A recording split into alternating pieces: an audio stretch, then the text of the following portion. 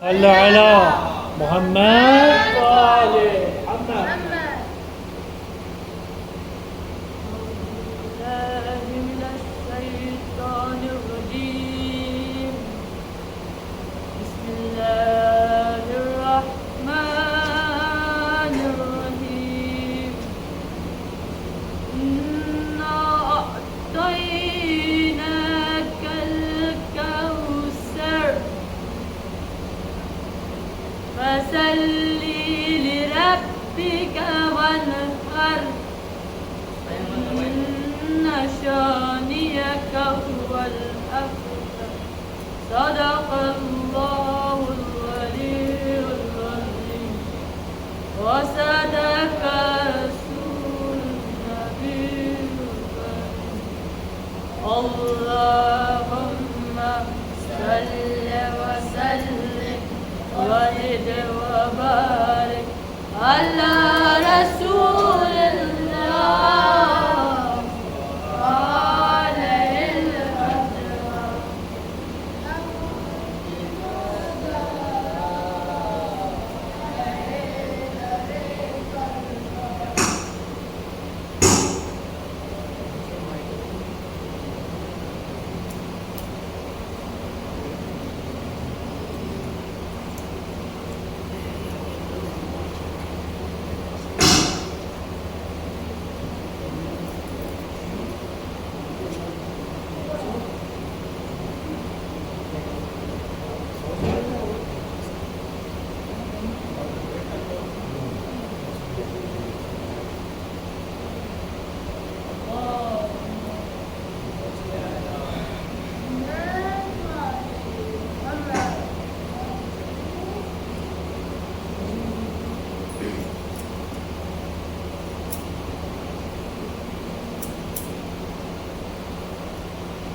تمہارے خون کی خوشبو سے گل بدن قاسم. تمہارے خون کی خوشبو سے گل بدن قاسم.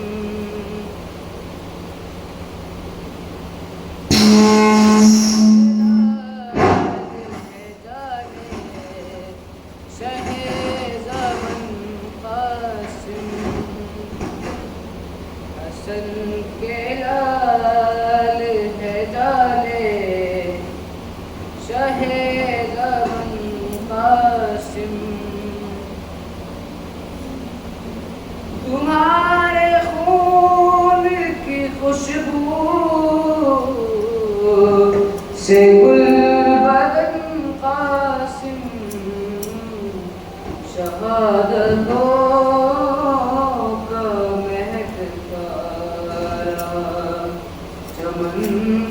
قاسم. کہا یہ شہر کے علمدار نے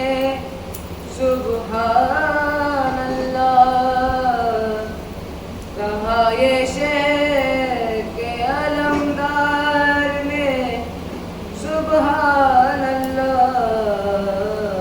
تمہارا دیکھ کے میدان پاک بن قاسم. حسن کے لال ہے جانے شاہ زمن قاسم. حسن کے لال ہے جانے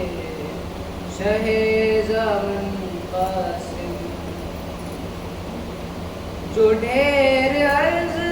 رکھے شامی کو کر دیا تو نے. جو ڈھیر عرض رکھے شامی کو کر دیا تو نے. تو مسکرانے لگے خلد میں حسن قاسم. مسکرانے لگے خلد میں حسن قاسم. حسن کے لال ہے جانے شہ زمن قاسم صفائی دیکھ کے تلوار کی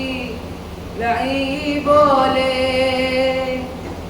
صفائی دیکھ کے تلوار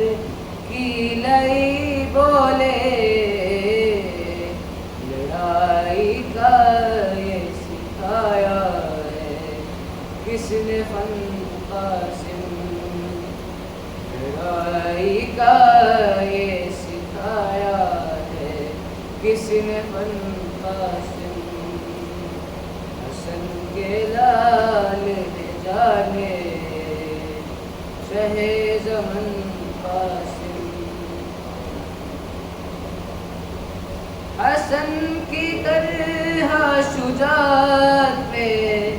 ہے حسن کا پسر حسن کی طرح شجاعت میں ہے حسن کا پسر جو مل سے کہتا ہے کر وہ بلا کرم قاسم جو مل سے کہتا ہے کر وہ بلا کرم قاسم بلا کے داشت میں گھوڑوں سے پائمال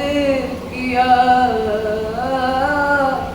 بلا کے داشت میں گھوڑوں سے پائمال کیا یزیدیوں نے تیرا پھول سا بدن یزیدیوں نے تیرا پھول سا بدن تمہارے نام کی مہندی اٹھائی جاتی ہے تمہارے نام کی مہندی اٹھائی جاتی ہے ہمارے شہر ازا کا ہے یہ چلن قاسم ہمارے شہر ازا کا ہے یہ چلن قاسم حسن کے لال جانے شہ زمن قاسم تمہارے خون کی خوشبو سے گل بدن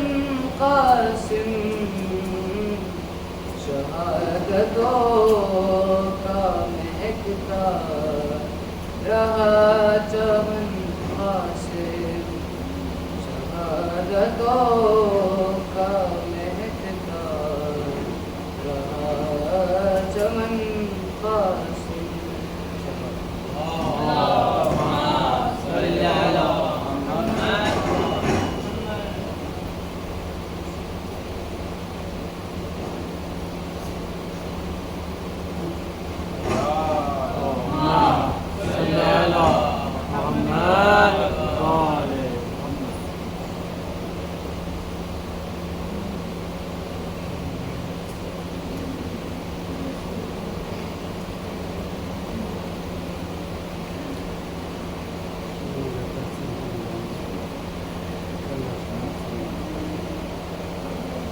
دست بلا میں پھیلا ہوا ہے تمام نور دست بلا میں پھیلا ہوا ہے تمام نور صحرا بنا ہوا ہے مثال فراز تو ہر ادا سے قدرت خالق کا ہے ظہور موجود کم سنی میں بزرگوں کا ہے شعور روشن ہے یوں فضا رخ قاسم کی تاب سے پر نور جس طرح ہو زمین بوتراب سے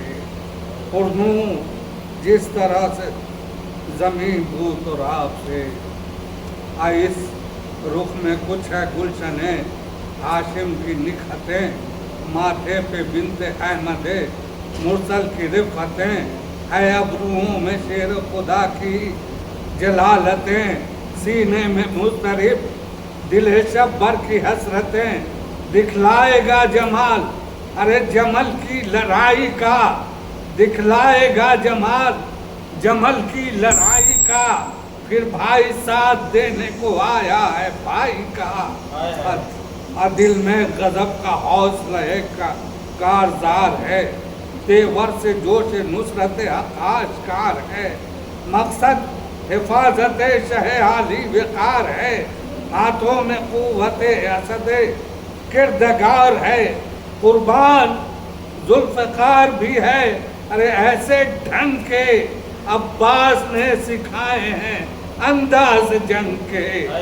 अब्बास ने सिखाए हैं अंदाज जंग के। कहता है साफ दबदबे दिल बरे हसन, महशर उठेगा आज पड़ेगा कुछ ऐसा रंग, रूहे बतूल देखेंगी पोते का बागपन, और दाद देंगे हैदरे कर्रार सब सिकन, मरने का शौक हद से है इतना बढ़ा हुआ, दिल में है जोश जंग का दरिया चढ़ा हुआ। अब बिनते रसूल पाक का एक गुल बदन है ये, और गुलशने बतूल का सर्वे चमन है ये, हैदर की यादगार है इब्ने हसन है ये, अफसोस 3 रोज का तशना दहन है ये, तर्ज इसकी तरबियत का जहां से निराला है, मरने के वास्ते इसे मादर ने पाला है, मरने के वास्ते इसे मादर ने पाला है। अब मालूम है इसे जो है मकसूद कायनात, मरने को राह हक में समझता है ये हयात, कुर्बान इसके हुस्न पे हों क्यों न सच जिहाद है, जम्मा इसमें हैदर हो सब दर के कुल सफात, कतरे अरक के देते हैं यूं, कतरे अरक के देते हैं जो यूं, कतरे अरक के देते हैं जो यूं जबीन पर, जैसे उतर पड़े हों सितारे जमीन पर, जैसे उतर पड़े हों सितारे जमीन पर। आयु जालिमों ने अपनी मकाफात देख ली, दस्ते बला में खून की बरसात देख ली, सच्ची हसन के लाल की हर बात देख ली, दुनिया ने अहले जुल्म की औकात देख ली, साबित हुआ कि उम्र ना अरे तलवार चाहिए, दीने खुदा की फतह को किरदार चाहिए, दीने खुदा की फतह को किरदार चाहिए। मैदान में यूं बढ़ा हसन मुस्तफा का लाल, है बस से कांपने लगा कुल अर्श है कतार, फौजे उदू पे आने लगा दम बदम जवार, खुलने लगा जहाँ पे हसन का फने जिदार, लगता था बरसेगी अब कायनात में, पानी के बदले खून बहेगा फुरात में, पानी के बदले खून बहेगा फुरात में। लेकिन नजीज़ो लड़ता कहाँ तक वो लालफा, गुजरे थे 3 दिन के मुसलसल ततशना काम, घेरे हुए थी 4 तरफ से सिपाह शाम, थी आरज़ू के सर हो फदाए शहे अनाम, हर एक कहे मुझे सबब नाज हो गया, सर दे के राह हक में सरफराज हो गया। जो था सुकून कल पैगंबर हुआ शहीद, जो था अली का शेर दिलावर हुआ शहीद, जो बिनते मुस्तफ़ा का था दिलबर हुआ शहीद, चिल्लाए शह यतीम बिरादर हुआ शहीद, ये कह के रन में करते हैं आओ फुका हुसैन, कासिम तुम्हारी लाश को ढूंढे कहाँ हुसैन। अब बेटा चचा ने सार ذرا چہرہ تو دکھا، میدان میں کس طرف ہو، کہاں ہو ہمیں بتا، یہ تو نہ کہہ سکوں گا کہ میدان سے اٹھ کے آؤ، ممکن ہو گر تو دے کے صدا تم وہیں بلاؤ، کس کو خبر تھی خون سے زمین لال ہو چکی، قاسم کی لاش ٹاپوں سے پامال ہو چکی، قاسم کی لاش ٹاپوں سے پامال۔ صلی اللہ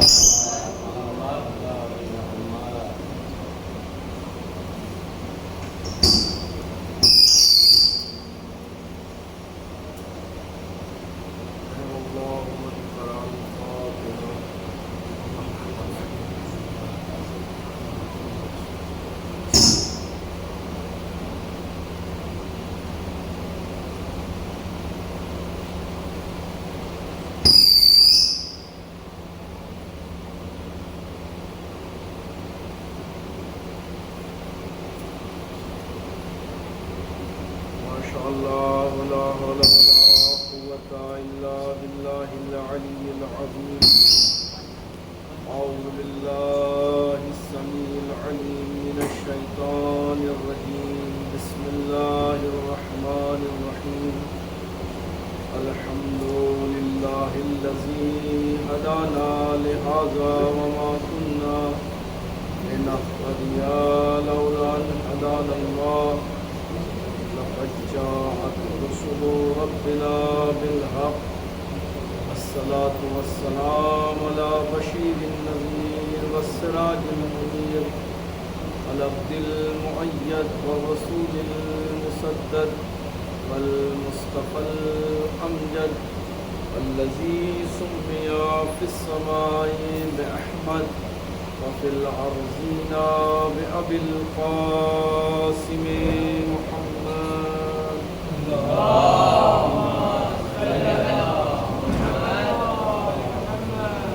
وعلى آله الطيبين الطاهرين المعصومين المظلومين، ولعنة الدائمة على أعدائهم أجمعين من يومنا هذا إلى قيام يوم الدين. أما بعد، قال الله الحكيم في كتابه الكريم: وجعلنا منهم أئمة يهدون بأمرنا لما صبروا وكانوا بآياتنا يؤمنون. صلوات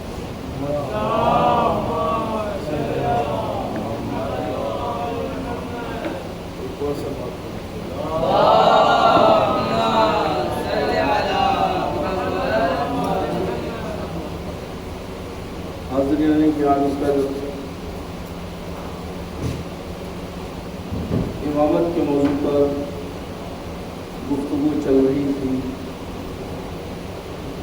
ارشاد رب العزت ہو رہا ہے کہ جب انہوں نے صبر کیا اور ہماری آیات پر یقین رکھتے تھے تو ہم نے انہیں سے امام بنائے جو ہمارے امر کے مطابق ہدایت کرتے ہیں. اس کے علاوہ دوسری جگہ پہ ارشاد ہوتا ہے کہ انا علینا للہدی وانا لنا للآخرۃ والأولى. ہدایت کی ذمہ داری ہماری ہے اور دنیا و آخرت کا اختیار بھی ہمارے ہی ہاتھوں میں ہے. اللہ تین تاکید کے بعد یہ کہہ رہا ہے، اس کا تین تاکید کے بعد ارشاد فرما رہا ہے کہ ہدایت ہماری ذمہ داری ہے. جب ہدایت اللہ کی ذمہ داری ہے تو وہ غیر ذمہ دار لوگوں کے سبل کس طریقے سے کر سکتا ہے؟ تو لہٰذا اس گفتگو میں نے عرض کیا کہ اللہ کا حاکم جس شکل میں بھی ہو، چاہے وہ خلیفہ کی شکل میں ہو، امام کی شکل میں ہو، بادشاہ یا ملک کی شکل میں ہو، اس کی شرط اول یہ ہے کہ وہ پروردگار کی جانب سے ہوگا اور علم الہی کا مالک ہوگا اور عصمت کا مالک ہوگا۔ یہ وہ اساسی شرط ہے کہ جو اللہ کی طرف سے بھیجے ہوئے لیڈر میں پایا جانا ضروری ہے، اور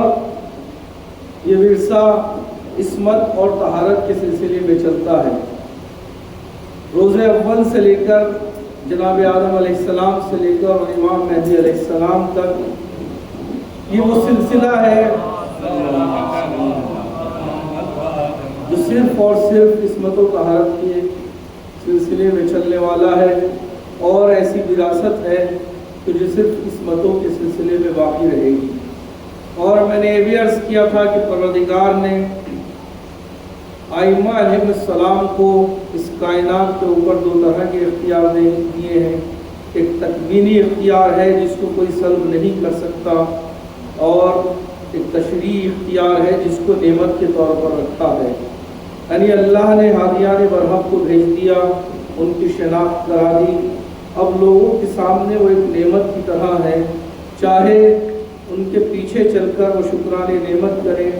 اور چاہے ان سے روگردانی کرتے ہوئے کفران نعمت کریں اور عذاب الہی کے مستحق بن جائیں۔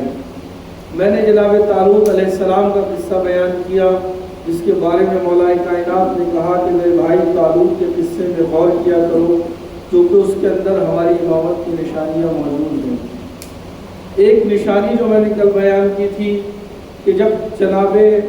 طالوت کے پاس وہ تابوت سکینہ آیا اور اس میں جناب موسیٰ علیہ السلام کی ایک زرہ نکلی، اور جناب شمویل جو اس زمانے کے ہادی برق ہیں انہوں نے کہا کہ زرہ ہر کسی کے بدن پر نہیں آئے گی، صرف اسی کے بدن پر آئے گی جو اس کا اہل ہوگا، اور وہی اس قوم عاد کے شخص کو قتل کرے گا اور جالوت کو قتل کرے گا۔ پوری قوم بنی اسرائیل کو وہ زرہ پہنا کر دیکھ لی گئی، لیکن کسی کے بدن پر وہ زرہ نہیں آئی، اور جو زمانے کے دوسرے ہادی برحق تھے جن کا نام جناب داؤد علیہ السلام ہے، جب ان کو بلایا گیا ان کے بدن پہ اس زرہ کو ڈالا گیا تو ان کے بدن پر آ گئی۔ رسول اکرم کی رحلت کے بعد مولا کائنات علیہ السلام مسجد میں بیٹھے ہوئے ہیں، اور آپ کے چچا جناب عباس مولا کائنات کی خدمت میں آتے ہیں اور فرماتے ہیں کہ یا علی، میں بھی رسول کا ورثہ دار ہوں، لہذا ترکے میں جو چیزیں تمہیں ملی ہیں اس میں سے کچھ مجھے بھی چاہیے۔ مولا کائنات نے کہا کہ ٹھیک ہے چچا جان، میں ان چیزوں 4 چیزیں ہیں ان کو منگا لیتا ہوں، اس میں سے جو آپ مناسب سمجھے لے جائیے گا۔ اس میں رسول کا امامہ تھا، رسول کی زرہ تھی، رسول اکرم کی تلوار تھی، اور رسول کا گھوڑا تھا۔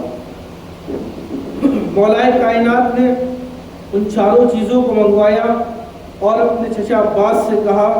کہ اس میں سے آپ جو چاہیں وہ اٹھا لیجئے۔ جناب عباس نے سر پہ امامے کو رکھا، زرہ کو پہنا، تلوار کو اپنی کمر میں ٹانگ لیا۔ اب چاہتے یہ ہیں کہ اپنی جگہ سے اٹھ جائیں، لیکن جناب عباس اپنی جگہ سے اٹھ نہ سکے۔ سوچا کہ شاید تلوار وزنی ہے، اس کو میں کم کر دوں پھر اٹھ جاؤں گا۔ تلوار کو کمر سے نکال کے رکھ دیا اور اٹھنا چاہا لیکن اٹھ نہ سکے۔ پھر خیال کیا کہ شاید زرہ بہت سنگین ہے، اس کو میں اتار دوں اور اٹھ جاؤں۔ زرہ کو اتار دیا لیکن جناب عباس پھر بھی اٹھ نہ سکے۔ اس کے بعد امامے کو اتارا، اب جیسے ہی امامے کو سر سے اتارا تو کھڑے ہو گئے۔ اس کے بعد سوچتے ہیں کہ یہ گھوڑا باقی ہے، گھوڑے پہ تو مجھے سوار ہونا ہے، اسی کو میں لے جاتا ہوں۔ تو مولا کائنات سے کہا کہ میں اس گھوڑے کو لے لیتا ہوں جو رسول کی نشانی ہے۔ جیسے ہی گھوڑے کی جانب بڑھے تو ایک گھوڑے نے جیسے ہی جناب عباس کے لات ماری تو جناب عباس بے ہوش ہو گئے، اور جب ہوش میں آئے ہیں تو مولا کائنات نے کہا کہ چچا عباس یہ نبی کی وراثت ہے، اپنے وارثوں کو پہچانتی ہے۔ اس کے بعد مولا کائنات نے امام حسن مجتبی علیہ السلام کو آواز دی اور کہا کہ بیٹا اس امامے کو پہنو، اس زرہ کو پہنو اور اس تلوار کو لٹکا لو۔ امام حسن علیہ السلام نے سر پہ امامے کو پہنا، بدن پہ زرہ کو پہنا، زیرہ بالکل بچپنے کا عالم ہے، ابھی امام حسن اور امام حسین علیہ السلام اس جوانی کے عالم میں نہیں ہے کہ جہاں پہ خد و خال اور جسم کا اندازہ بالکل رسول اکرم کی طرح ہو جائے، لیکن امامہ بھی بالکل مناسب آتا ہے سر پہ، زیرہ بھی بالکل بدن پہ آ جاتی ہے اور تلوار بھی کمر سے لٹکا لیتے ہیں۔ اس کے بعد مولائے کائنات کہتے ہیں کہ اس گھوڑے پہ سوار ہو جاؤ اور ذرا یہاں کا ایک چکر لگاؤ۔ امام حسن گھوڑے پہ سوار ہو جاتے ہیں اور وہاں کا چکر لگاتے ہیں، پھر امام حسین علیہ السلام کو بلاتے ہیں اور کہتے ہیں کہ بیٹا حسین اس امامے کو پہنو، اس زرہ کو پہنو اور اس تلوار کو لٹکا لو۔ امام حسن امام حسین علیہ السلام ابھی امام حسن سے بھی چھوٹے ہیں، امام حسین نے اس امامے کو پہنا، تلوار کو لٹکا لیا اور زرہ کو پہن کر کے گھوڑے پہ سوار ہو گئے اور چکر لگا کر آتے ہیں اور گھوڑے کو وہیں پہ باندھ دیتے ہیں۔ اس کے بعد جناب عباس سمجھ گئے کہ نبی کا ورثہ ہے، معصوم کا ورثہ ہے، اور معصوم کی وراثت اپنے وارث کو اچھی طریقے سے پہچانتی ہے، تو لہٰذا ایک وہ اختیار ہوتا ہے نبی اور معصوم کا کہ جو اللہ نے تکوینی اختیار دیا ہوتا ہے اور اس کو چاہ کر بھی کوئی سلب نہیں کر سکتا، اور ایک تشریعی اختیار ہوتا ہے جس کو اللہ نے نعمت کے طور پر رکھا ہے کہ ہدایت ایک نعمت ہے، اگر تم چاہو گے طلب کرو گے تو تمہیں مل جائے گی اور تم اللہ کے شاکر بندے کہلاؤ گے، لیکن اگر روگردانی کرو گے تو عذاب کے مستحق بنو گے اور کافر کہلاؤ گے۔ تو لہٰذا یہ معصومین کا سلسلہ ہے اور یہ اللہ کی ہدایت عصمتوں کے سلسلے میں چلتی ہے، اور جیسا کہ میں نے عرض کیا کہ جس طریقے سے مصلحتیں بدلتی گئیں، برادران اسلامی نے امامت کی تعریف بھی بدلتے رہے۔ جب غاصب خلافت کو صحیح ٹھہرانے کو مصلحت سمجھا تو کہہ دیا کہ امامت خلافت کی شکل میں ہوگی اور لوگوں کا انتخاب ہوگا کہ وہ کس کو خلیفہ بناتے ہیں۔ لہذا رسول اکرم کے بعد جو سب سے پہلا حادثہ اس سلسلے میں پیش آیا اور اس حادثے کے نتیجے میں جو بدبختی ابھی تک مسلمانوں کے مقدر میں لکھ دی گئی ہے اور امام کے ظہور تک باقی رہے گی، وہ حادثہ یہ تھا کہ جب رسول کی رحلت ہوئی تو مولائے کائنات علیہ السلام جو رسول کے حقیقی وارث ہیں وہ رسول کے دفن و کفن میں اپنے خاص اصحاب کے ساتھ مشغول ہو گئے۔ ادھر انصار کا ایک گروہ ثقیفہ بنی ساعدہ میں پہنچتا ہے اور وہاں پہ انہوں نے میٹنگ شروع کر دی کہ رسول کے بعد کون حاکم ہوگا، اور انصار نے جلدی اس لیے کی کہ کہیں ایسا نہ ہو کہ قریش کا گروہ ہم پر افضلیت رکھتا ہے اور ہم سے پہلے کسی حاکم کو مقرر کر لیں، تو لہٰذا انہوں نے میٹنگ کی اور اپنا ایک امیر بنا لیا۔ اب جیسے ہی یہ خبر مدینے میں پہنچی تو قریش کے گروہ تک یہ خبر پہنچی، اس میں سے خلیفہ دوم جن کا تعلق قریش سے ہے اور خلیفہ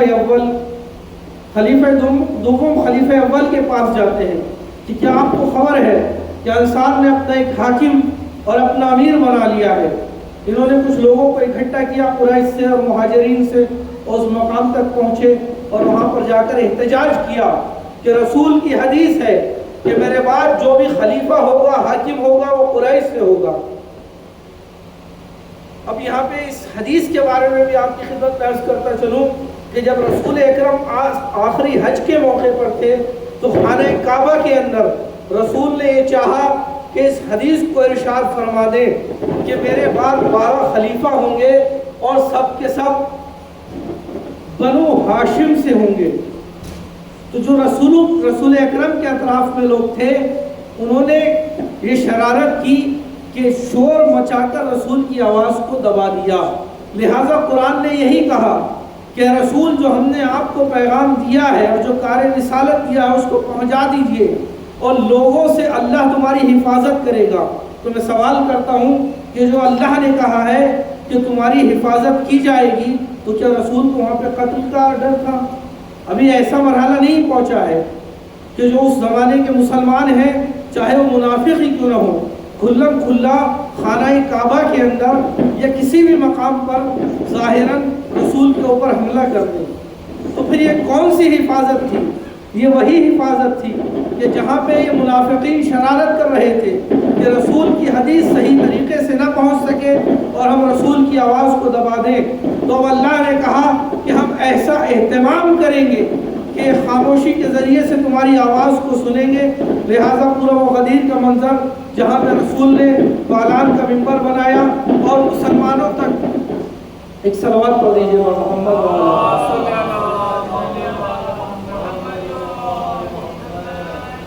رسول نے وہ حدیث ارشاد فرمائی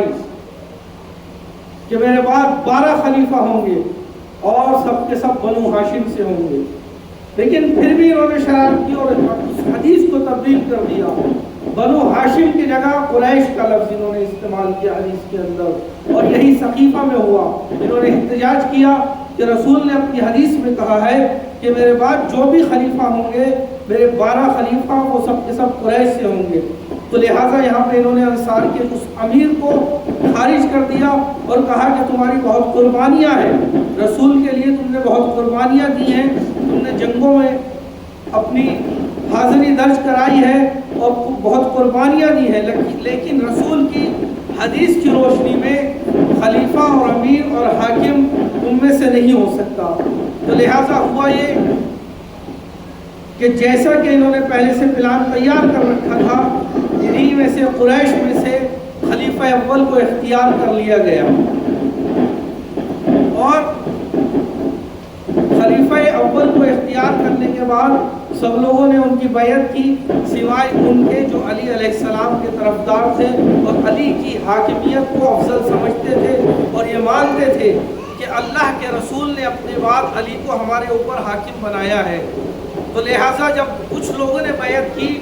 تو خلیفہ اول نے اپنے والد جن کا نام ابی قحافہ ہے ان کو ایک لیٹر لکھا، اور اس لیٹر میں لکھتے ہیں کہ یہ خط خلیفہ رسول کی جانب سے ابی قحافہ کے نام،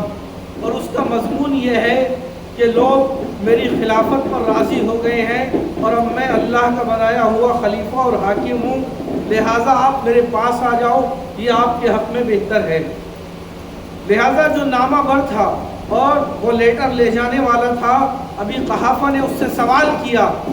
کہ وہ کون سی علت تھی کہ جس کی وجہ سے لوگوں نے علی کے اوپر میرے بیٹے کو ترجیح دی۔ تو نامہ لے جانے والا کہتا ہے کہ ایک تو تمہارے بیٹے کے مقابلے میں علی کا سن کم ہے، اور دوسری وجہ یہ ہے کہ وہ قریش کا کوئی گھر ایسا نہیں ہے کہ جہاں پہ علی نے ماتم نہ کروایا ہو، اور غیر قریش میں بھی بہت سے ایسے افراد ہیں کہ جن کو علی نے جنگوں میں قتل کیا ہے۔ تو لہٰذا لوگوں کے درمیان علی کے لیے بغض پایا جاتا ہے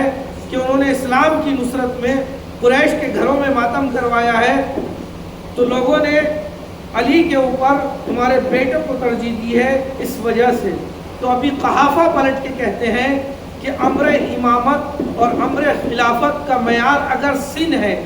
تو میں زیادہ سزاوار ہوں اور حق رکھتا ہوں کہ میں خلیفہ بنوں۔ اس کے بعد کہتے ہیں کہ واللہ علی کے اوپر یہ ظلم کیا گیا ہے اور علی کے حق کو غصب کیا گیا ہے۔ اس کے بعد اپنے بیٹے کو پلٹ کر خط لکھتے ہیں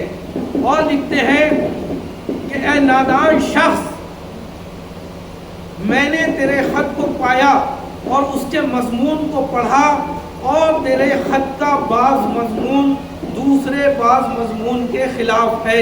یعنی تیری خود کی بات میں تضاد پایا جاتا ہے۔ پہلے تو اپنے آپ کو خلیفہ رسول کہتا ہے تو اس کی دلیل کیا ہو سکتی ہے؟ اس کے بعد کہتا ہے کہ لوگوں نے مجھے خلیفہ چن لیا اور لوگ میری خلافت سے راضی ہیں، تو یہ تضاد ہو گیا۔ جب لوگوں نے چنا ہے تو رسول کا خلیفہ کس طریقے سے ہوا؟ اس کے بعد لکھتا ہے کہ اب میں اللہ کی طرف سے خلیفہ ہوں اور اللہ کا خلیفہ ہوں۔ تو جب لوگوں کا چنا ہوا ہے تو اللہ اور رسول کا خلیفہ کس طریقے سے ہوتا ہے؟ تو اپنے اس خط میں منع کرتے ہیں کہ یہ علی کا حق ہے اور اپنی اس اقدام سے باز آ جاؤ۔ لیکن یہ حکومت کا لالچ تھا کہ باپ کے منع کرنے کے باوجود وہ اپنی جگہ پر قائم رہے، اور یہیں سے بنیاد کربلا رکھی گئی اور ایسے اسباب فراہم ہوئے کہ امام حسین علیہ السلام کو قیام کرنا پڑا۔ سب سے پہلے خلیفہ اول کے دور میں معاویہ ابن ابی سفیان کو لشکر کا کمانڈر بنایا گیا اور شام کی فتح پہ مامور کیا گیا۔ اس کے بعد یہ سلسلہ آگے بڑھا، خلیفہ ثانی کا دور آیا، وہاں پر بھی اس کو پروموٹ کیا گیا اور اس کو اعلیٰ کمانڈ حاصل ہوئی۔ تیسرے خلیفہ کا دور آیا تو لہٰذا معاویہ کی کیونکہ تیسرے خلیفہ سے قرابت داری بھی ہے،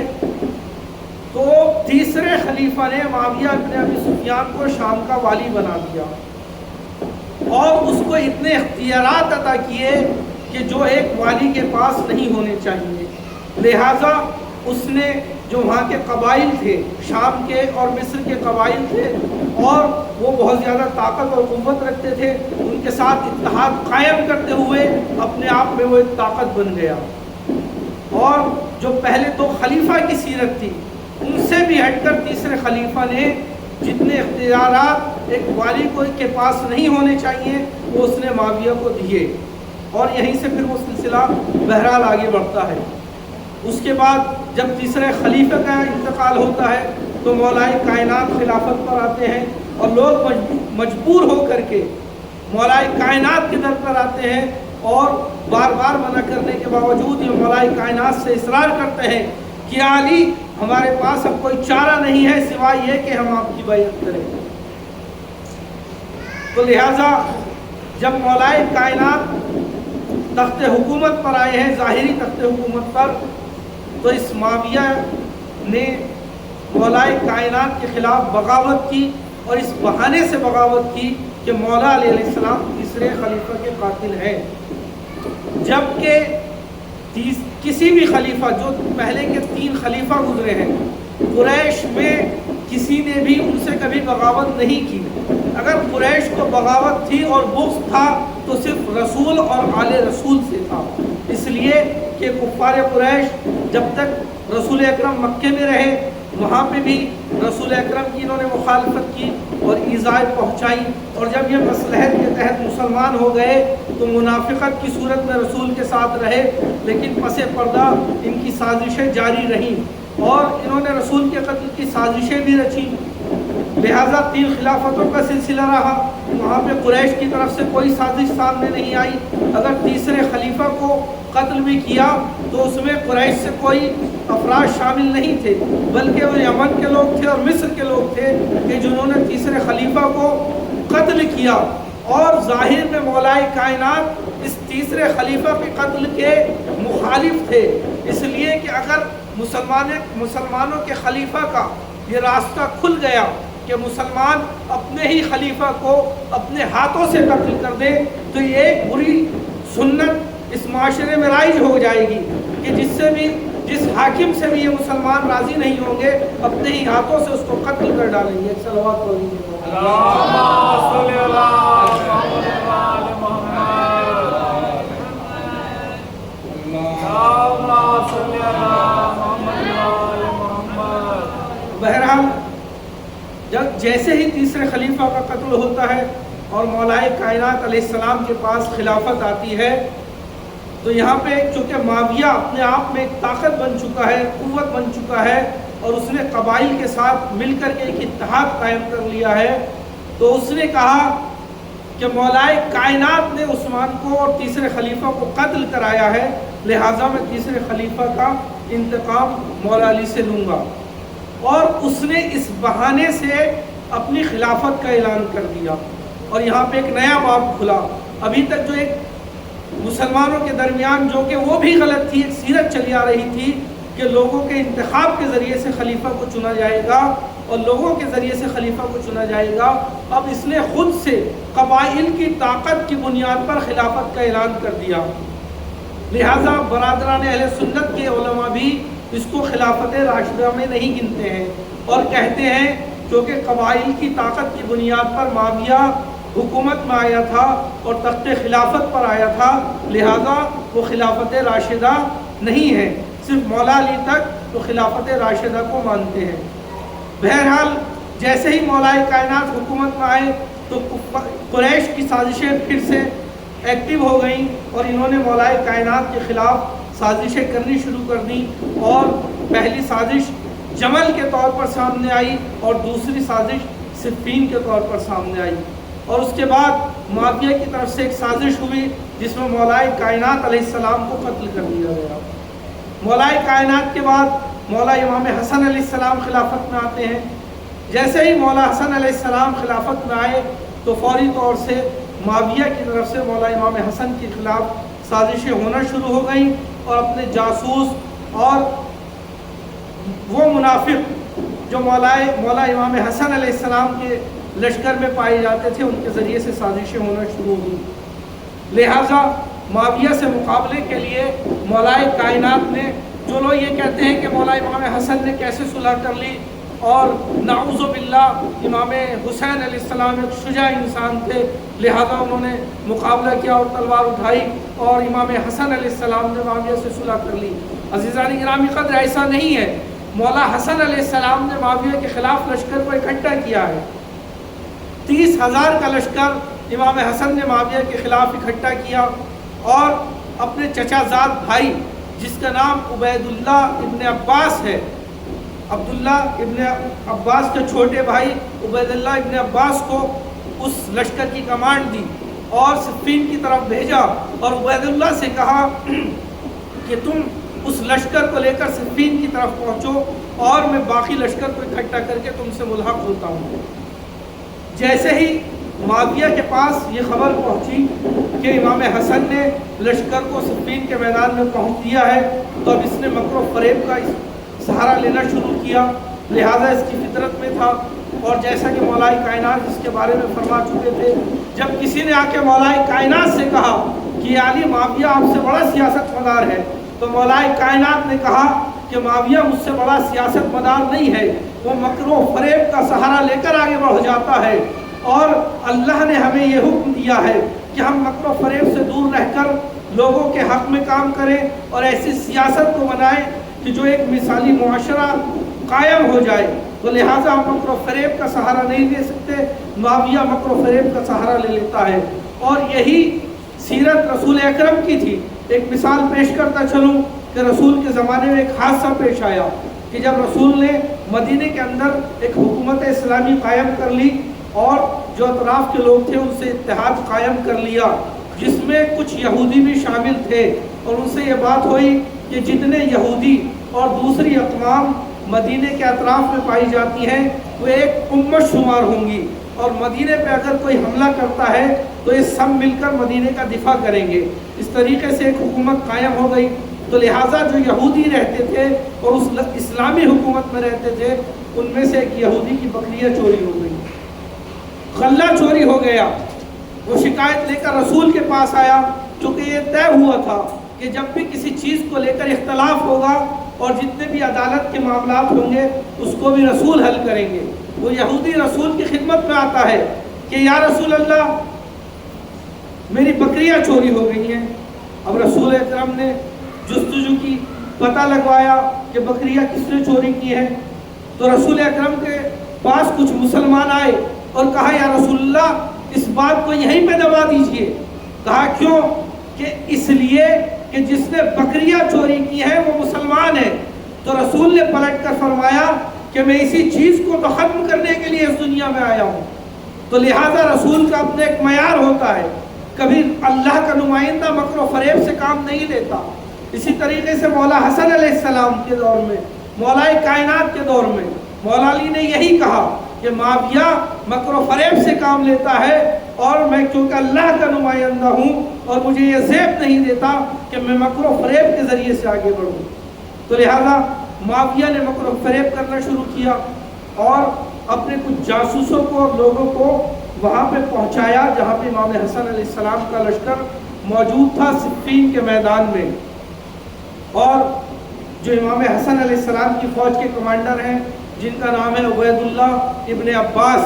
اس کے پاس معاویہ کے لوگ آتے ہیں، اور معاویہ کا ہمیشہ سے ایک طریقہ کار رہا ہے کہ پہلے مال و ذریعے کے ذریعے سے وہ لوگوں کو خریدنے کی کوشش کرتا تھا، اگر نہیں خرید پاتا تھا تو دھمکی کے ذریعے سے ان کو اپنے انڈر کرنا چاہتا تھا، اور اگر یہ بھی ممکن نہیں ہوتا تھا تو ان کو قتل کر دیا کرتا تھا۔ تو اس نے عبید اللہ کے سامنے اپنے جاسوسوں کے ذریعے سے ایک پیشکش رکھی جس میں 3 چیزیں بیان کی گئیں۔ سب سے پہلا کہا دمشق کی ایک خوبصورت خاتون سے تمہاری شادی کروائی جائے گی۔ دوسرا 12 لاکھ یا 10 لاکھ دینار عبید اللہ کی خدمت میں پیش کیے گئے کہ اس مال کو تم رکھ لو، اور جب تم شام آ جاؤ گے تو شام پہنچنے کے بعد سونے کی اشرفیاں تمہاری خدمت میں پیش کی جائیں گی۔ تیسرا، حکومت کا لالچ دیا گیا جو تمہیں ایک جگہ کی حکومت دے دی جائے گی اور والی بنایا جائے گا۔ تو لہٰذا ہوتا یہ ہے کہ اپنے 30,000 کے لشکر کے ساتھ شام چلا جاتا ہے اور بک جاتا ہے۔ جب یہ بک گیا معاویہ کے ہاتھوں، جو امام حسن علیہ السلام کی فوج کا کمانڈر تھا، اور 30,000 کی فوج کے ساتھ شام چلا جاتا ہے، تو پھر معاویہ دوسرا مکر اور فریب یہ کرتا ہے کہ اپنے کچھ جاسوس مولا امام حسن علیہ السلام کا جو لشکر ابھی کوفے میں اکٹھا ہو رہا تھا اور کچھ لوگ اکٹھا ہو گئے تھے اور ایک جگہ کیمپ لگا ہوا تھا، وہاں پہ پہنچتا ہے اور ان میں یہ خبر پھیلا دیتا ہے کہ عبید اللہ 12 لاکھ دینار شادی اور حکومت کے لالچ میں بک چکا ہے، اور اس نے تو اپنا سودا کر لیا ہے، لہٰذا اب تمہیں کیا ملنے والا ہے۔ تو ان کے اندر ایک خلفشار ہو جاتا ہے اور وہ آپس میں گفتگو کرتے ہیں کہ ان کو تو 12 لاکھ دینار مل گئے، مال و زر مل گیا، ہمارے ہاتھ کیا آیا؟ اگر جنگ ہوتی، مولا امام حسن اس جنگ کو جیت لیتے تو ہم مال غنیمت کو حاصل کرتے، کچھ سرمایہ ہمارے ہاتھ بھی لگتا، لیکن جب اتنا بڑا لشکر شام جا چکا ہے اور بک چکا ہے تو نہ جنگ ہوگی، نہ مال غنیمت ملے گا، اور ہم اتنے مہینوں سے اس کیمپ میں موجود ہیں اور ہم کسی کام میں مصروف نہیں ہیں، تو ہمارے پاس کچھ سرمایہ ہونا چاہیے۔ تو اب انہوں نے سازش یہ کی، کسی نے مشورہ دیا کہ جو مسلمانوں کا یہ کیمپ لگا ہوا ہے اس میں بھی جنگی ساز و سامان موجود ہے، اس میں بھی سرمایہ موجود ہے، اسی کو لوٹ لیا جائے۔ تو مولا امام حسن کے لشکر کا یہ حال ہوا کہ انہوں نے اپنے ہی کیمپ کو لوٹنا شروع کر دیا۔ اب لہٰذا کیونکہ بڑا لشکر جا چکا تھا، یہاں پہ چھوٹا لشکر تھا، تو آدھے لشکر نے اس جنگی کیمپ کو لوٹ لیا اور اس میں جو سرمایہ موجود تھا اس کو بھی لوٹ لیا گیا۔ اب کچھ افراد باقی بچتے ہیں، وہ یہ سوچتے ہیں کہ ادھر معاویہ کے ذریعے سے اس 30,000 کے لشکر کو خرید لیا گیا ہے اور ادھر باقی ماندہ اس لشکر نے جو جنگی سرمایہ تھا اس کو لوٹ کر سرمایہ حاصل کر لیا ہے، ہم تو ایسے ہی باقی رہ گئے۔ اب سازش یہ کی گئی کہ جو مولا امام حسن علیہ السلام کا خیمہ ہے اس پہ حملہ کیا جائے اور اس میں جو بھی سرمایہ ہے اس کو لوٹ لیا جائے۔ تو ان لوگوں نے بغاوت کرتے ہوئے مولا امام حسن علیہ السلام کے کیمپ میں حملہ کیا، اور تاریخ نے لکھا ہے کہ مولا امام حسن علیہ السلام نہ صرف یہ کہ ان کے خیمے کو لوٹا گیا بلکہ زخمی بھی ہو گئے اور مولا کے شکم پہ خنجر کو مار دیا گیا۔ اب عزیزان گرامی خاص ذرا انصاف سے بتائیے کہ جس لشکر کا یہ حال ہو تو مولا امام حسن اس لشکر کے ساتھ کس طریقے سے جنگ کریں گے۔ لہٰذا امام حسن کے خیموں کو لوٹا گیا، امام کو زخمی کر دیا گیا، اور امام حسن علیہ السلام نے مختار کے چچا کے گھر میں پناہ لی۔ اب جناب مختار کے بارے میں لوگوں کے مختلف نظریات ہیں۔ بعض لوگ کہتے ہیں کہ وہ اقتدار طلب شخصیت تھی اور بہرحال انہوں نے اقتدار حاصل کیا اور آل رسول کو نہیں دیا، اور بعض افراد اور دلیل کے طور پر یہ لاتے ہیں کہ انہوں نے اپنے چچا کو یہ بھی مشورہ دیا تھا کہ اے چچا، تم امام حسن کو حاکم شام کے حوالے کر کے اور ایک بڑی قیمت حاصل کر سکتے ہو، بڑا سرمایہ حاصل کر سکتے ہو۔ لیکن جو اس نظریے کے قائل ہیں کہ نہیں، یہ محب اہل بیت تھے اور اہل بیت علیہ السلام کے اطاعت گزار تھے، وہ کہتے ہیں کہ ان کو مولا امام سجاد علیہ السلام کی اجازت حاصل تھی، اور جو انہوں نے اپنے چچا سے کہا تھا کہ مولا امام حسن کو امیر شام کے حوالے کر کے ایک بڑی قیمت اور بڑا سرمایہ حاصل کر سکتے ہو، یہ اپنے چچا کا امتحان لے رہے تھے اور یہ جاننا چاہ رہے تھے کہ کہیں ایسا تو نہیں ہوگا کہ میرا چچا بھی امام حسن علیہ السلام سے بغاوت کر دیں گے۔ تو لہٰذا بات یہاں تک پہنچی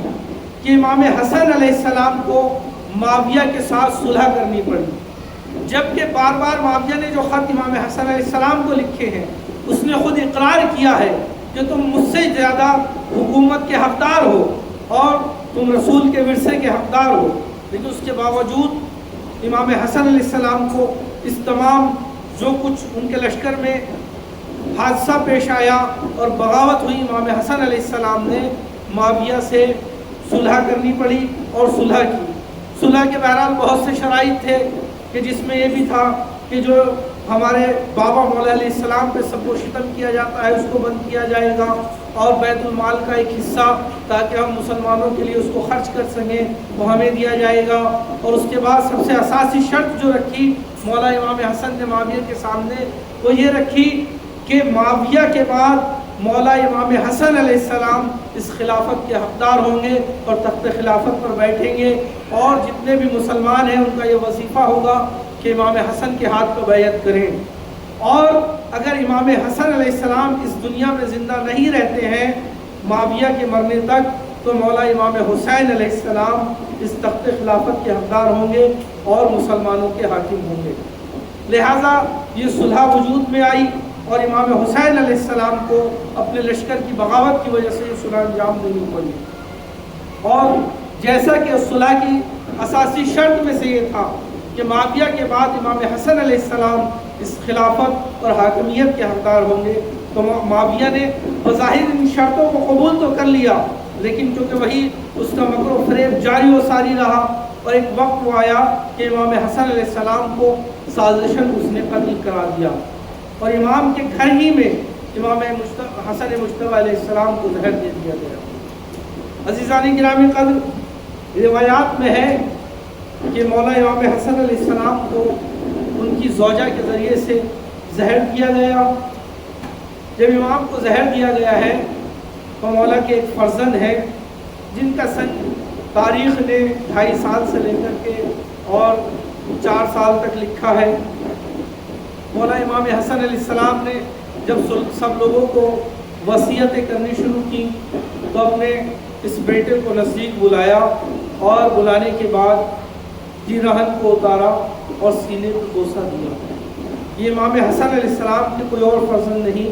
جناب قاسم علیہ السلام تھے۔ مجھے نہیں معلوم کہ امام حسن نے پیرہن کو اتار کے تو قاسم کے سینے کو بوسہ دیا، لیکن اس کے بعد جو واقعہ پیش آیا ہے تو ظاہر یہی ہے کہ نگاہ امامت اس واقعے کو دیکھ رہی ہوں گی کہ جب قاسم کربلی سرزمین کربلا پہ ہوں گے اور گھوڑے کی ٹاپیں قاسم کے سینے پہ پڑ رہی ہوں گی۔ بہرحال مولا امام حسن نے سینے کا بوسہ لیا، اس کے بعد ایک تحریر لکھی اور اپنے بیٹے حسن سے کہا، اپنے بیٹے قاسم سے کہا، بیٹا قاسم، جب زندگی کے کسی بھی مقام پر سب سے زیادہ سخت منزل آ جائے تو میری اس تحریر کو کھول کر پڑھ لینا، اور اپنی زوجہ جناب فروا سے کہا کہ اس کو تعویذ بنا کر قاسم کے ہاتھ پہ باندھ دینا، اور خیال رہے کہ یہ تحریر ہمیشہ میرے اس بیٹے کے ساتھ رہے۔ عزیزان گرامی قدر، وہ منزل پہنچتی ہے کہ امام حسین علیہ السلام کربلا کے میدان میں اپنے اصحاب و انصار کے ساتھ موجود ہے، شب عاشور ہے۔ امام حسین نے محضر شہادت کو پڑھنا شروع کیا، ایک ایک شہید کے نام کو پڑھتے ہیں، حبیب ابن مظاہر اور سیاح اور جتنے بھی انصار ہیں ان کے نام کو پڑھتے ہیں، اقربا کے ناموں کو پڑھتے ہیں، علی اکبر کا نام بھی آتا ہے، جناب عباس کا نام بھی آتا ہے۔ اس کے بعد امام حسین علیہ السلام نے جناب علی اصغر کا نام بھی پڑھا۔ جیسے ہی جناب علی اصغر کے نام کو پڑھا تو قاسم نے سوال کیا کہ مولا کیا یہ شقی ہمارے خیموں تک آ جائیں گے؟ کہا نہیں بیٹا، کہ تمہارے خیموں تک نہیں آئیں گے، بلکہ میں اصغر کو میدان میں لے کر کے جاؤں گا۔ اس کے بعد جناب قاسم کا سوال کرتے ہیں کہ چچا کیا میرا نام نہیں ہے؟ مولا خاموش ہو جاتے ہیں۔ اس کے بعد پھر سوال کرتے ہیں کہ کیا اس محضر میں میرا نام نہیں ہے؟ تو مولا پلٹ کے سوال کرتے ہیں کہ بیٹا قاسم تمہارے نزدیک موت کیسی ہے؟ تو جناب قاسم پلٹ کے کہتے ہیں چچا جان، موت میرے نزدیک شہد سے زیادہ شیرین ہے۔ عزیزان گرامی قدر، ایک ایک شہید میدان میں جاتا رہا، انصار شہید ہو گئے۔ جب اقربا کی باری آئی تو اپنے فرما نے کہا بیٹا قاسم کیا تم اپنے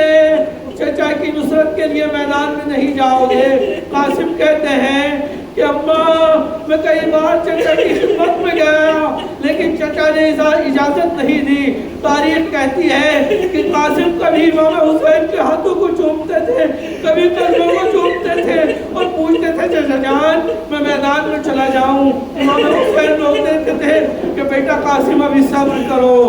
عزیزانی گرامی قدر ایک مقام وہ آیا، ایک منزل وہ آئی جو ام فروا کو یاد آ گیا کہ میرے والد نے، میرے سرپرست نے ایک تحریر دی تھی اور کہا تھا کہ جب سخت مقام آ جائے تو اس تحریر کو پڑھ لینا۔ اب اس سے سخت مقام کیا ہوگا کہ زہرہ کلال نرغہ یادہ میں کھڑا گھرا ہوا ہے، اس لیے کہ اس سے پہلے تو قاسم کی زندگی میں کوئی سخت مقام آیا نہیں ہے، اس لیے کہ جس کا حسین جیسا چچا موجود ہو، عباس جیسا چچا موجود ہو، اکبر جیسا بھائی موجود ہو، زینب جیسی پھوپھی موجود ہو، اس کی زندگی میں کیسے سخت مقام آئے گا۔ عزیزان گرامی قدر جناب ام فروا قاسم کا ہاتھ پکڑ کر امام حسین کی خدمت میں حاضر ہوتی ہے، کہتی ہے کہ میرے والد نے یہ تحریر دی تھی اور کہا تھا کہ جب کوئی سخت مقام آ جائے تو اس تحریر کو کھول لینا۔ امام کی خدمت میں تحریر کو پیش کیا، امام حسین کے آنکھوں سے آنسو جاری ہو گئے، تحریر کو آنکھوں سے لگایا، سینے سے لگایا، شاید بھیا حسن یاد آ گئے ہو۔ عزیزان گرامی قدر اس تحریر میں لکھا تھا کہ بھیا حسین جب کربلا کے میدان میں حاضر ہو تو میری طرف سے میرے بیٹے قاسم کو اپنی نصرت کے لیے بھیج دینا۔ اب امام حسین کے پاس کوئی وجہ نہ تھی کہ اپنے بھتیجے کو روک سکے۔ عزیزان گرامی قدر امام حسین نے جناب عباس سے کہا کہ عباس ذرا قاسم کو گھوڑے پر سوار کرا دو۔ جناب عباس نے جناب قاسم کو گھوڑے پر سوار کرایا، لیکن سن اتنا کم ہے کہ جناب قاسم کے بدن پہ نہ کوئی زرہ آتی ہے نہ وہ ٹوپی آتی ہے جو جنگ میں پہنی جاتی ہے، لہذا جناب عباس علیہ السلام نے جناب قاسم کے سر پہ امامے کو باندھ دیا اور زرہ کی جگہ جناب قاسم کے کرتے کے گریبان کو چاک کر دیا۔ اس کے بعد جناب قاسم کو میدان کی طرف روانہ کیا۔ جناب قاسم میدان میں پہنچتے ہیں اور ایک رجب پڑھتے ہیں کہ میں حسن کا بیٹا ہوں اور پیغمبر اکرم امین اللہ اور مصطفیٰ میرے جد ہیں۔ اس کے بعد ارزاق شامی کے بیٹوں پر جناب قاسم نے حملہ کیا، ایک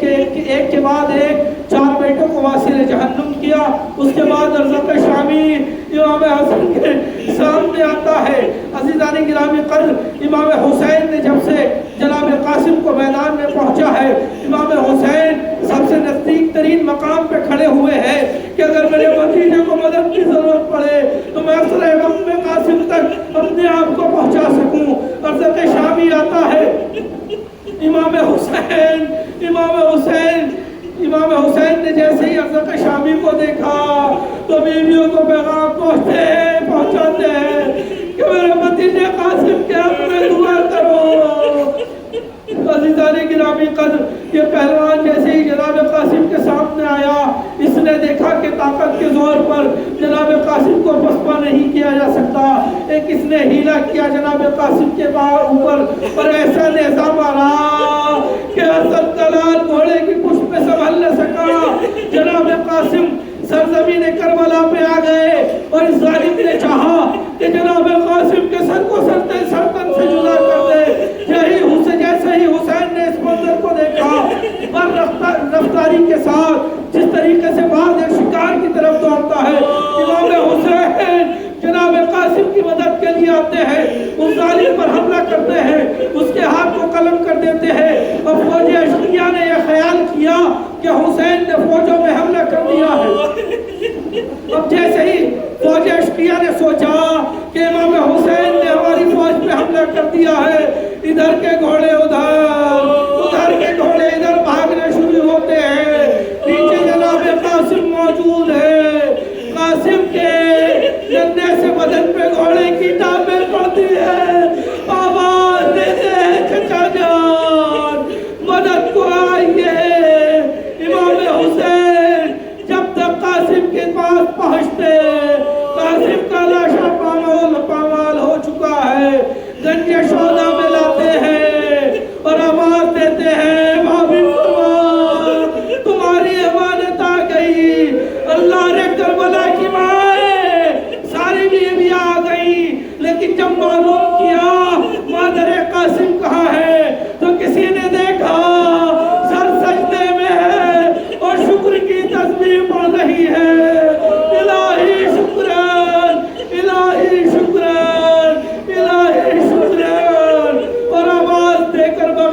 طرف کہتی ہے اے میرے والی تمہارے بیٹے قاسم نے اپنے وعدے کو وفا کیا. بس عزیزان گرامی قدر یہ امام حسن علیہ السلام کے دوسرے فرزند ہیں جو کربلا میں امام کی نصرت میں کام آتے ہیں. امام حسن علیہ السلام کے ایک فرزند اور موجود ہے, بس مختصر سا تذکرہ کرنا ہے. امام حسن کے ایک فرزند اور موجود ہے جن کا نام عبداللہ ابن حسن ہے.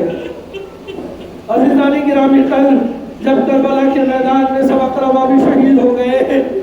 تو امام حسن علیہ السلام کے ایک فرزند ہے جن کا نام عبداللہ ہے, اور یہ چاہتے ہیں کہ امام کی نصرت کے لیے میدان میں جائے, لیکن سن اتنا کم ہے کہ امام حسن ان کو روک دیتے ہیں کہ بیٹا تمہیں میدان میں جانے کی اجازت نہیں ملے گی. اور جب امام حسن میدان کی طرف گئے ہیں تو اپنی بہن زینب سے فرمایا ہے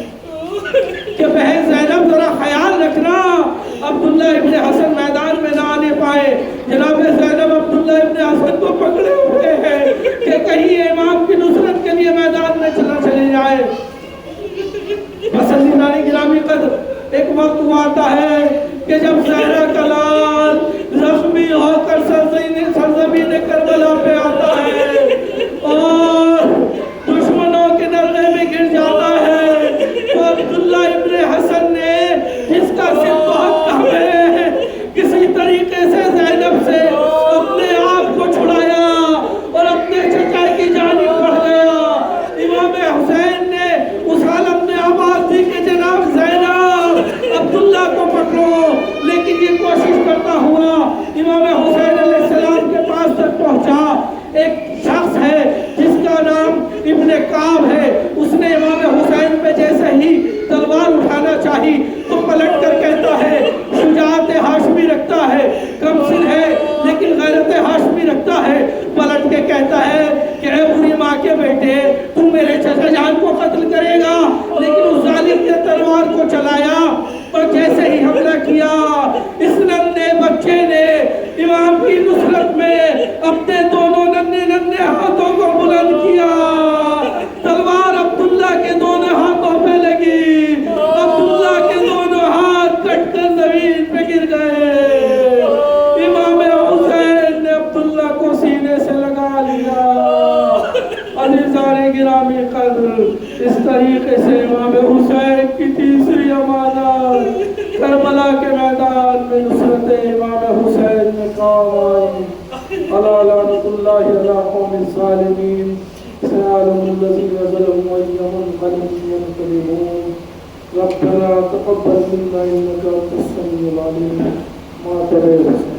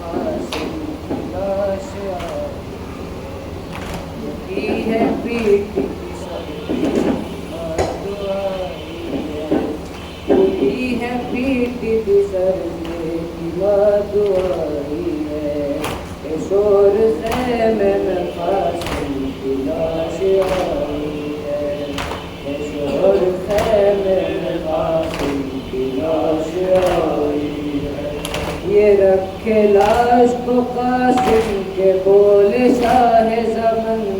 یہ رکھے لاش کو قاسم کے بول شاہ زمن.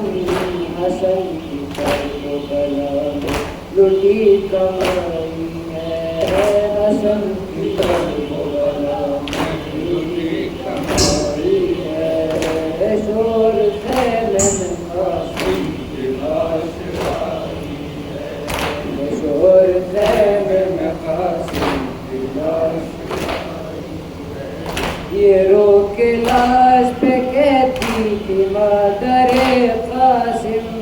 یہ رو کے نعش پہ کہتی تھی مادر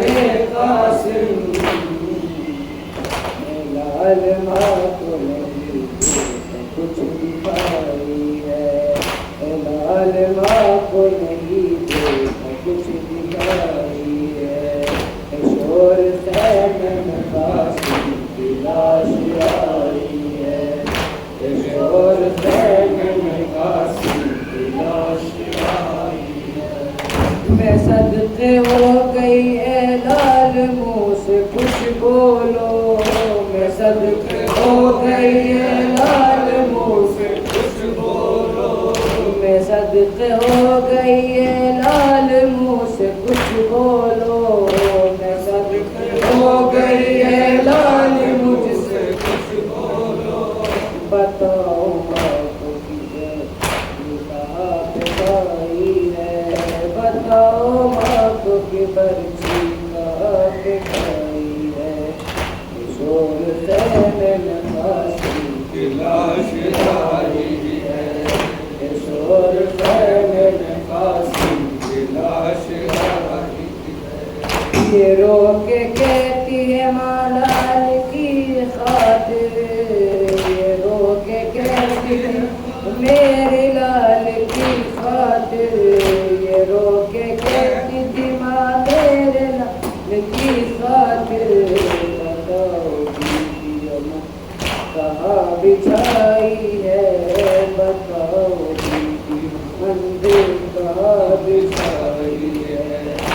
شور خیمے میں قاسم کی لاش آئی ہے، شور خیمے میں قاسم کی لاش آئی ہے،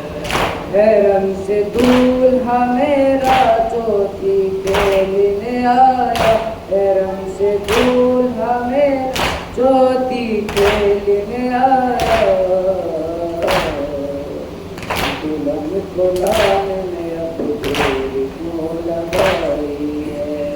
دلہن کو لانے میں اب دیر کیوں لگائی ہے، شور خیمے میں قاسم کی لاش آئی ہے،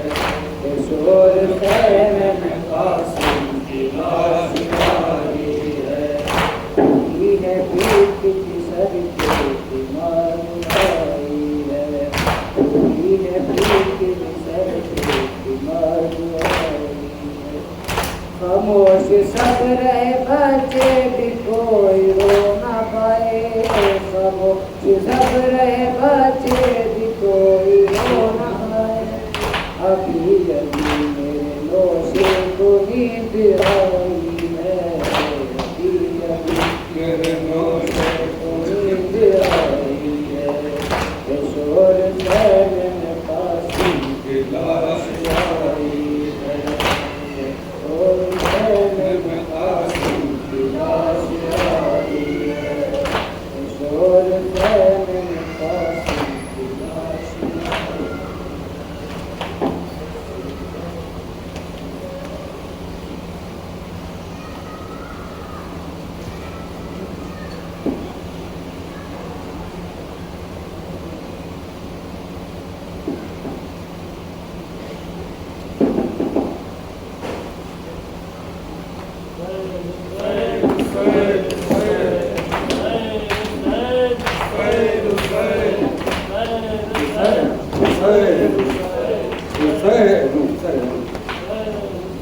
اے قاسم گل ہو آ کے سنو، اے قاسم گل ہو آ کے سنو، گھر گھر جو فسانہ ہوتا ہے، گھر گھر جو فسانہ ہوتا، دولہا کو دلہن کیا روئے گی، جو تم کو زمانہ روتا ہے، اے قاسم گل ہو آ کے سنو، گھر گھر جو فسانہ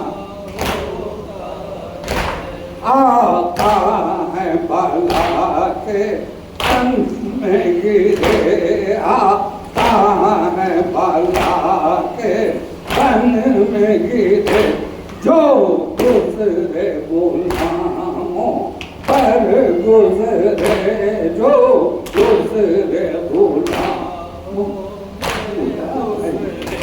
जो गुजरे गुलामों पर गुजरे, जो गुजरे गुलामों सुनती हूँ के रद होती है भला, सुनती हूँ के रद होती है भला, फिदिया जो कोई सर होता है, कासिम गुजरो आके सुनो, घर घर जो फसाना होता है, ऐसी गरी है कासिम, ऐसी गरी है कासिम, कहती है जो माँ मर जाने को, कहती है जो माँ मर जाने को, वरना कोई दुनिया में है जिगर, वरना कोई दुनिया में है जिगर, जो तुम सा जवाहर होता है, कासिम गुजरो आके सुनो, घर घर जो फसाना होता है, क्या जोश विधान में रो रो कर, क्या जोश विधान में रो रो कर, मैदान की तुमने रोक सकती, मैदान की तुमने रोक सकती, किस शान से मरने को निकले, किस शान से मरने को निकले, आज जिसका फसाना होता है, कासिम गुजरो आके सुनो, घर घर जो फसाना होता है, आशूर की सब बिटला के करी, आशूर की सब बिटला करी, बेवान कहा बाले हसी, बेवान कहा बाले हसी, बेवा की कमाई लाल मेरे, बेवा की कमाई लाल मेरे, ये देखिए क्या क्या होता है, कासिम गुजरो आके सुनो, घर घर जो फसाना होता है, दूल्हा को दुल्हन क्या रोएगी, जो तुमको ज़माना रोता है, कासिम गुजरो आके सुनो, घर घर जो फसाना होता है,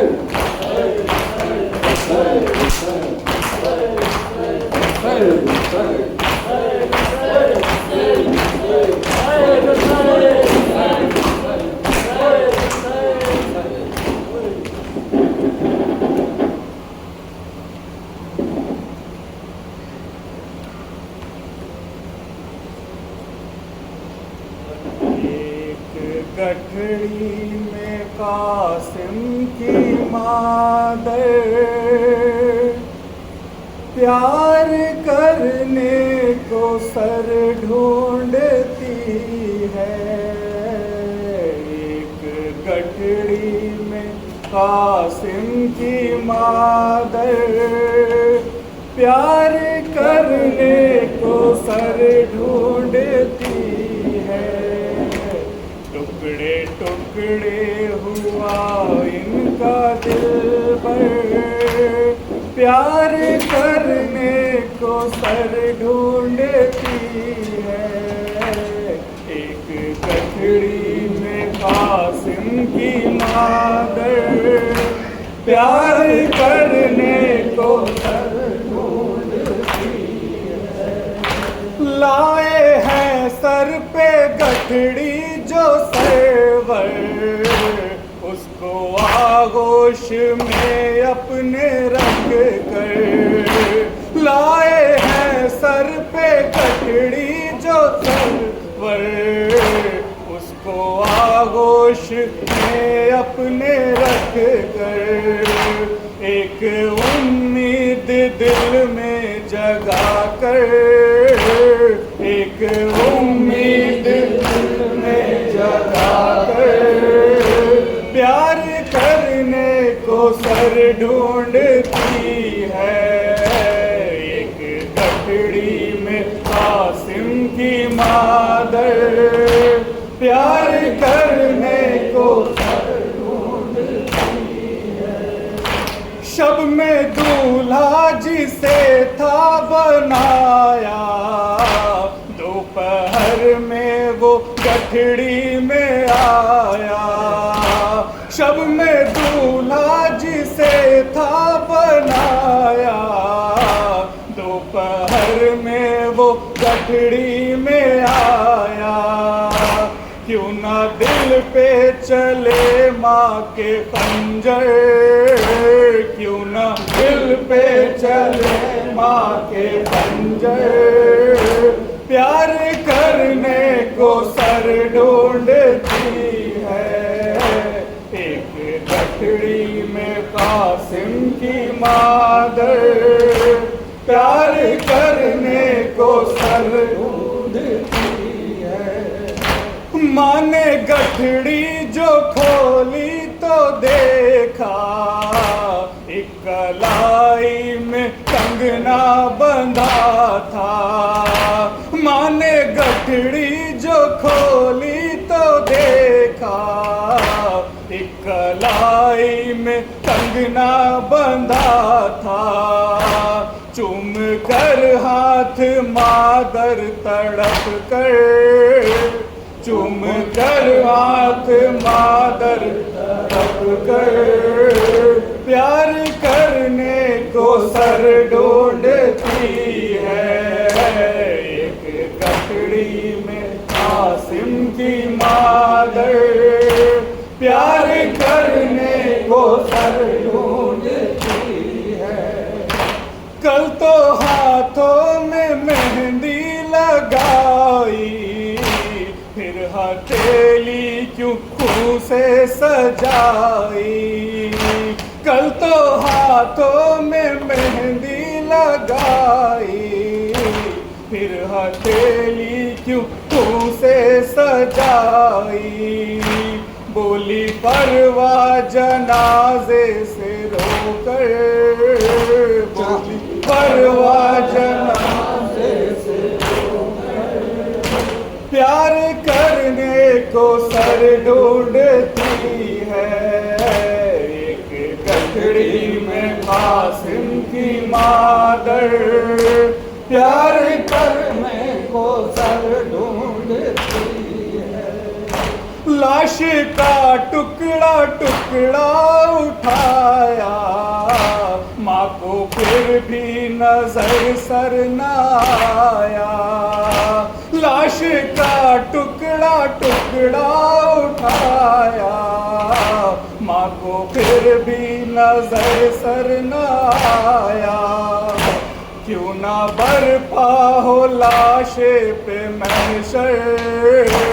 क्यों ना बरपा हो लाशे पे महशर, प्यार करने को सर ढूंढती है। एक गठड़ी में कासिम की मादर, प्यार करने को सर ढूंढती है। जिसमें घोड़ों से रौंदा गया है, टुकड़े टुकड़े जना جنازہ ہوا ہے، جس میں گھوڑوں سے روندا گیا ہے، ٹکڑے ٹکڑے جنازہ ہوا ہے، ہر جنازے کے ٹکڑے پہ گر کر، ہر جنازے کے ٹکڑے پہ گر کر، پیار کرنے کو سر ڈھونڈتی ہے، ایک گٹھڑی میں قاسم کی مادر، پیار کرنے کو سر ڈھونڈتی ہے، کہہ دو زینب یہ قاسم کی ماں سے، سر ہے نیزے پہ ہلتا کہاں سے، کہہ دو زینب یہ قاسم کی ماں سے، سر ہے نیزے پہ ہلتا کہاں سے، رویا میں بھی عظیم لکھ کے منظر، رویا میں بھی عظیم لکھ کے منظر، پیار کرنے کو سر ڈھونڈتی ہے، ایک گٹھڑی میں قاسم کی مادر، پیار کرنے کو سر ڈھونڈتی ہے،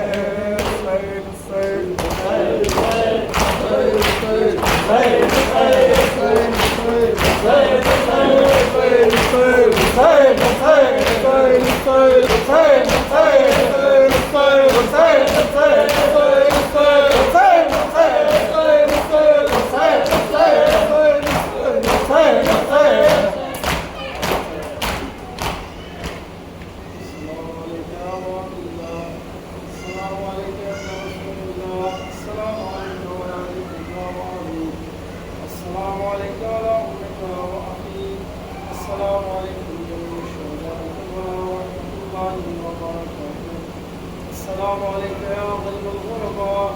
السلام عليك يا غيب الضعفاء والفقراء، السلام عليك يا شمس الشموس، السلام عليك يا باسم الكوس والنفوس، السلام عليك يا علي بن صلى الله على عبدك المعصوم، السلام عليكم ورحمة الله وبركاته، السلام عليك يا مولانا يا صاحب نصيب الزمان،